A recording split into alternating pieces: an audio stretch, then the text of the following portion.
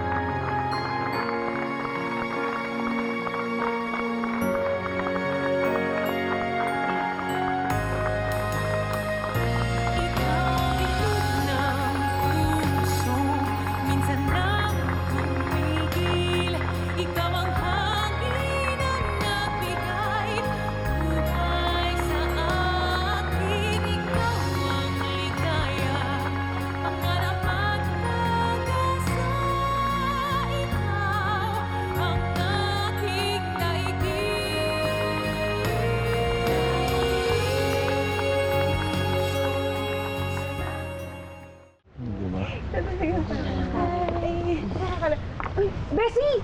Hope! Daming taong nakatingin sa akin. Nakikita kaya nila yung peklat ko sa loob. Hope, hindi nila mapapansin kung ano yung nasa likod mo.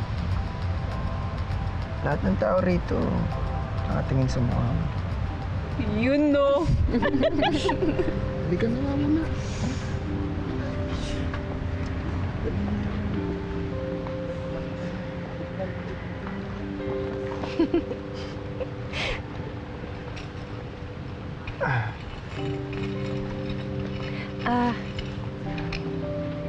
Nga pala, salamat sa pagpunta mo dito.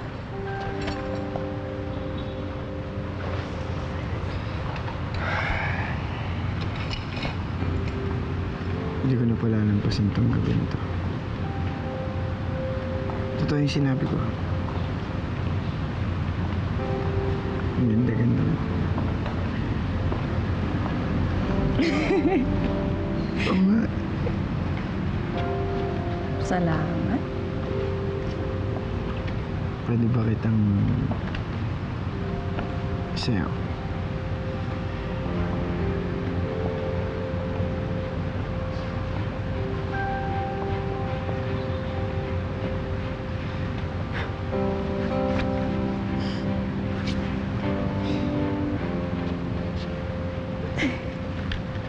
Paano ulit? Paulitin ko. Pwede ba kita isayaw? Ang gusto mo?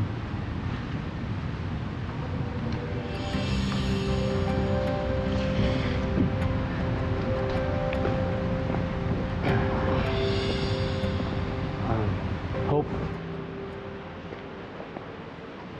Anong ginagawa mo rito? Huwag kang lumapit dito, sinabi. Anong ginagawa mo rito? teka lang. Gusto ko lang kayo mausap. Sa tingin mo, kaya kita makalapit kay Hope? Ha? Hindi ka na nga dapat nakalaya pa eh, pagkatas yung ginawa mo sa amin.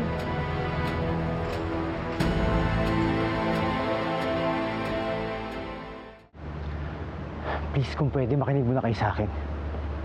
Hindi ako pumunta dito para makipag-away. Hope, gusto ko lang humingi ng tawad sa inyo. Hope, napanood ko yung buong press con mo. At narinig ko lahat ng sinabi mo. Tama ka. May sarili kang pagkatao. At dapat hindi ka ginagamit ng ibang tao para sa sarili ng interes. At finally, magkasama na kayo ni Misty.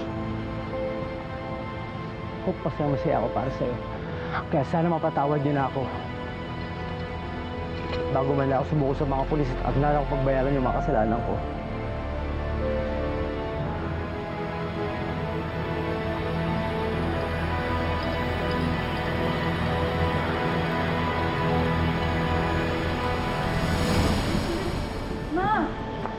Ano ba? Nakakahiya. Tara. Sinasabi ko na nga ba, dito ko lang mahahanap ang nawawala kong asawa. Hindi mo ba talaga tatantaran itong babaeng to, ha? Eh kung kalbuhin ko siya sa harapan yung lahat, magugustuhan mo pa rin? Kaya na ba? Kaya na tama na! Tumigil ka lang, ha? Bakit ako pinipigilan ninyo? Nakakahiya! Ha? Nakakahiya! Yan ang dapat mahiya! Halika dito! Kaya na ba? Dito ka! Halika! Ano ba? Pwede ba tumigil ka na? Subukan mo saktan ulit yung anak ko. Ako yung mga kalaban mo. Why, you think I'm scared of you? Ma, ang kapal ng mukha mo, no? Nagpunta ka dito at manggugulo ka? Baka nakakalimutan mo yung ginawa niyo magkapatid sa anak ko. At ano, wanted ang kapatid mo sa pangingidnap sa anak ko. Yan. Yung magaling mong hope pang sisihin mo. Dahil kung hindi dahil sa malanding yan, buo pa ang pamilya ko! Kaya pwede ba? Walang kasalanan tayo si Hope! Wala? Homewrecker yan! Alam mo kung ano dapat sa kanya? Mabura na yan dito sa mundong to. Sa totoo lang, hindi na dapat ginawa yan ng ama niya. Hindi ka na dapat nabuhay sa mundo! Tumahimik ka! Tara, hindi ka ba nag-iisip? Kung meron dapat sisihin dito, yung sarili mo! Dapat hindi ginawa ni Doc Sebastian si Hope eh. Kundi dahil sa ginawa mo, di ba? Shut up! Shut up! Bakit, Zach? Anong ginawa ni Kara? Tumahimik ka. Ha? Walang maniniwala sa mga sasabihin mo. Hindi dapat gagawin ni Dr. Sebastian si Hope kung hindi namatay si Bianca noon.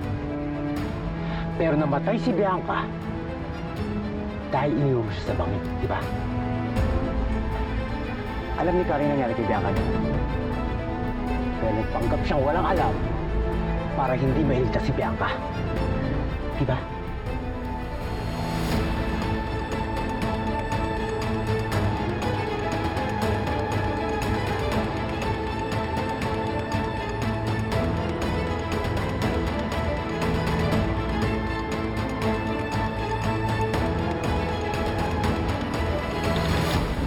Sorry kasi nadadamay ka sa gulo ng buhay ko. Gagawin ko yung lahat para sa'yo kasi mahal kita. I love you too. He didn't believe na matutulad siya sa daddy niya. Ano bang sakit ng daddy niya? Nagkaroon ng multiple system atrophy ang asawa ko. Walang gamot. Oh, please, tulungan mo. Please, help me save my son. Please, please. How dare you! Nangako ako sa anak ko na hindi na siya ulit masasaktan at tutuparin ko yun. Gagawa po sila ng clue ni Ralph? Pag ginawa po ba nila yun, gagaling na si Ralph? Nag-uusisa ka ba dahil gusto mong tulungan si Ralph? Pag-isipan mo na mabuti ito, ah.